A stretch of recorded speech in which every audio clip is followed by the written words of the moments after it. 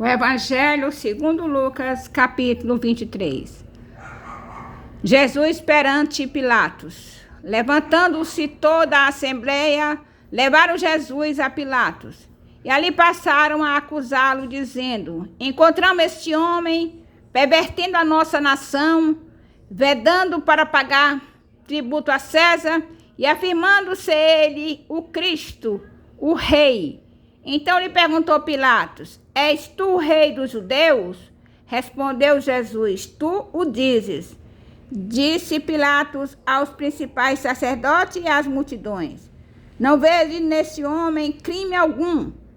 Insistiu, porém, cada vez mais, dizendo: ele alvoroça o povo, ensinando por toda a Judeia, desde a Galiléia, onde começou, até aqui.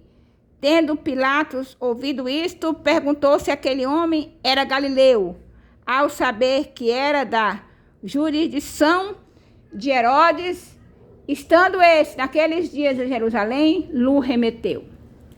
Jesus perante Herodes. Herodes, vendo a Jesus, sobremaneira se alegrou, pois havia muito queria vê-lo, por ter ouvido falar seu respeito.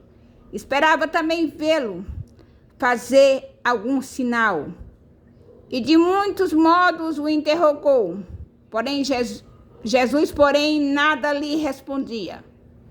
Os principais sacerdotes e os escribas ali presentes o acusavam com grande veemência, mas Herodes, juntamente com os da sua guarda, tratou-o com desprezo, e escarnecendo dele, fez-lhe vestir-se de um manto aparatoso e devolveu a Pilatos. Naquele mesmo dia, Herodes e Pilatos se reconciliaram, pois antes viviam inimizados um com o outro. Jesus outra vez perante Pilatos. Então, reunindo Pilatos, os principais sacerdotes, as autoridades e o povo, disse-lhes: apresentastes-me este homem como agitador do povo, mas tendo-o interrogado na vossa presença, nada verifiquei contra ele dos crimes do que os acusais, nem tampouco Herodes, pois nulo tomou a enviar. E é, pois, claro que nada contra ele se verificou digno de morte. Portanto, após castigá-lo, soltá-lo-ei. E era-lhe forçoso soltar-lhes um detento por ocasião da festa. Toda a multidão, porém, gritava: fora este, solta-nos Barrabás. Barrabás estava no cárcere por causa de uma sedição na cidade e também por homicídio. Desejando Pilatos soltar a Jesus, insistiu ainda. Eles, porém, mais gritavam: crucifica-o, crucifica-o. Então, pela terceira vez, lhes perguntou: que mal fez este? De fato, nada achei contra ele para condená-lo à morte. Portanto, depois de o castigar, soltá-lo-ei. Mas eles estavam com grandes gritos pedindo que fosse crucificado. E o seu clamor prevaleceu. Então Pilatos decidiu atender-lhes o pedido. Soltou aquele que estava encarcerado por causa da sedição e do homicídio a quem eles pediam. E quanto a Jesus, entregou-o à vontade deles. Simão leva a cruz de Jesus. E como conduzissem, constrangendo um sirineu chamado Simão, que vinha do campo, puseram-lhe a cruz sobre os ombros, para que a levasse após Jesus. Jesus rumo ao Calvário. Seguia-o numerosa multidão de povo, e também mulheres que haviam no peito, que batiam no peito e o lamentavam. Porém, Jesus, voltando-se para elas, disse: filhas de Jerusalém, não chores por mim, Chorai antes por vós mesmos, por vós mesmas e por vossos filhos, porque dias virão em que se dirá: bem-aventuradas as estéreis, que não geraram nem amamentaram. Nestes dias dirão aos montes: cai sobre nós, e aos outeiros: cobre-nos, porque se em lenho verde fazem isto, que será no lenho seco? E também eram levados outros 2, que eram malfeitores, para serem executados com ele. A crucificação.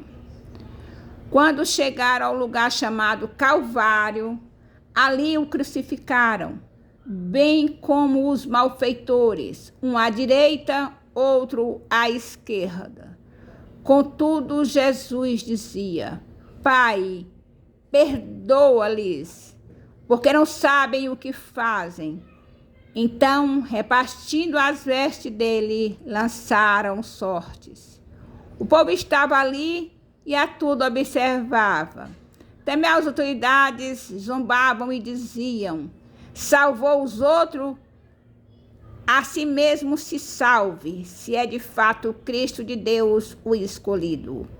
Igualmente os soldados o escarneciam e, aproximando-se, trouxeram-lhe vinagre, dizendo: se tu és o rei dos judeus, salva-te a ti mesmo.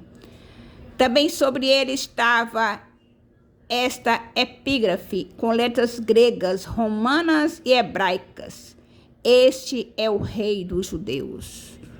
Os 2 malfeitores.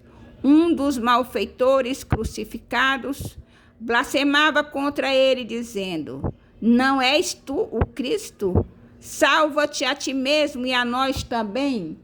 Respondendo-lhe, porém, o outro repreendeu-o, dizendo: nem ao mesmo temes a Deus, estando sob igual sentença?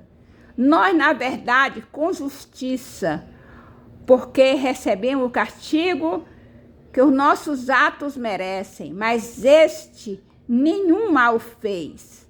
E acrescentou Jesus: lembra-te de mim quando vieres no teu reino. Jesus lhe respondeu: em verdade te digo que hoje estarás comigo no paraíso. A morte de Jesus.